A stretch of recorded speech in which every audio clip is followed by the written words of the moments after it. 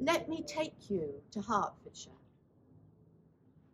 to those big, big roads that there are now that circle around London. Go north of London and you get to a bit of land called No Man's Land.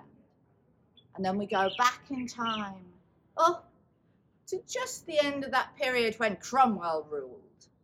And he told everybody everything is safe. So a local MP was going home with his wife and his daughter over No Man's Land in their carriage. Inside they were bickering away, taking no notice of the outside world, when suddenly those words that put a chill in your heart came through the door. Stand and deliver! And the carriage stopped. Well, the local MP, he was not having this, and he got out, but then he saw the gun, and his courage disappeared down into his boots. And soon, like everyone, he was giving up his money and his gold, and so were his daughter and his wife. And the highwayman shot in the air, and the horses reared up and raced off. And there was the man and his daughter and his wife left on the side of the road. And they looked towards the highwayman, but the highwayman was gone, racing through the trees, racing and racing and racing, and you would think they would slow down as they got further and further away, but no. This person raced faster and faster and faster until the trees clipped the top of her hat. And as it did, her hair rolled down and down and down. For this was no highwayman, this was a woman. And she slipped off the back of the horse and was sick. This was her first raid, and you cannot imagine how terrifying it was. This was Catherine Ferrier's, once the richest young woman in the entire country, aged 8, with her grandfather dead, her father dead, and even her younger brother dead. Everything that was owned by her family, the Ferriers, was hers. But not hers, of course, because she would have to marry. Her mother took good care of her. But of course, they were going into a time of war. And although at first she was a ward of court under King Charles, soon the world was a different place. There was no court, there was rebellion. Her mother married a royalist. And they did keep her safe. But they did look for somebody for her to marry. She was lucky. He was only 16. He could have been 60. But they needed her money. They needed to convert her land so that they could pay for more royalist guns and ammunition. We all know that story in this day and age. And it was the same back then. Royalist armies did not run on air. So soon, this beautiful young child, 13, 14, was married to a 16-year-old who was only intent on getting her money and getting to war. He disappeared so quickly. He was back fighting, and then he was captured. And then he went overseas for his own safety. And what was she to do?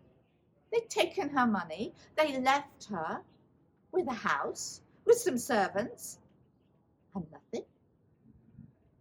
And gradually things got worse and worse and worse. Well, Catherine was a resourceful young woman, and when she'd been at the displaced court in Oxford, she had learnt to fire a gun and ride a horse. Everyone was taught that for safety. And she'd heard about these people who were now racing up and down the roads making their living. And so she decided to follow it. It was a risky business. And as that night showed, it was terrifying. But she had money in her hand. She had money to pay for food for her household. And she crawled back to her house. And she crept up the back stairs. Because do you know the worst thing about what she'd done? It wasn't that she'd gone out and stolen. It was that she wore men's clothes. How transgressive was that? And even to her household, she didn't want them to know, so she hid them. More raids followed. When the coffers ran low, she went out. One night, she stopped a carriage. Now she was growing confident. She did it quickly and efficiently. But she was shocked when out of the carriage came a man with a gun loaded, pointing at her. He was just as prepared as she was. And he said with all glee, "Well, looks like 1-1. What happens next?" When a joyful voice behind her said, "No, sir, you are mistaken. There are 2 here, and only 1 of you." Catherine did not move, did not shudder, did not shake, even though her insides were turning. The raid was done. The booty was shared. But she raced off. She raced so fast she didn't know how to stop. Through that wood, back towards home, with the other highwayman chasing behind her. And at some point again, her hat flew off, her hair rolled down. He stopped in shock. She got away. She hid her clothes and ran upstairs and said, "I'm not doing this again. I am not doing this again." But money doesn't last long, and 3 days later she went back through the woods to find the hat, and there with the hat, pinned beneath it, was a note. "Meet me here in 4 nights. We all have to make a living." Well, he met, and she met, under a big oak 4 nights later. And strangely enough, she had once owned the lands that Ned had farmed. But he'd gone to war on the royalist side, and of course they had lost, and he had come home with no lands, no money, and he plied his trade like she plied hers.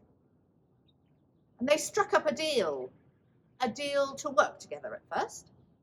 But of course she was 19 and 20. She was desperate for love and attention. And soon they fell in love, and soon that love was a bond between them. But one night, Catherine was ill. She couldn't go out, and Ned went on his own. And that was the night the local constabulary, well, they weren't constabulary in those days, but the local police of sorts were there, the constable. And he shot Ned, and Ned died. And Catherine was beside herself with grief and anger and just torment. She went out and she set fire to the constable's house. She rampaged around, and then she did a stupid thing. She went back to No Man's Land and she stopped a cart, a farmer's cart, not a carriage, not a rich carriage, a farmer's cart. And they were prepared too. In the back were 2 men with guns. She managed to turn before they shot her in the thigh. She galloped through those trees towards her home. She got to the door, desperate to get inside and take off the men's clothes. But she didn't manage it. And she died. The most beautiful highwaywoman Hertfordshire has ever seen. And that is the story of the wicked woman, our highwaywoman.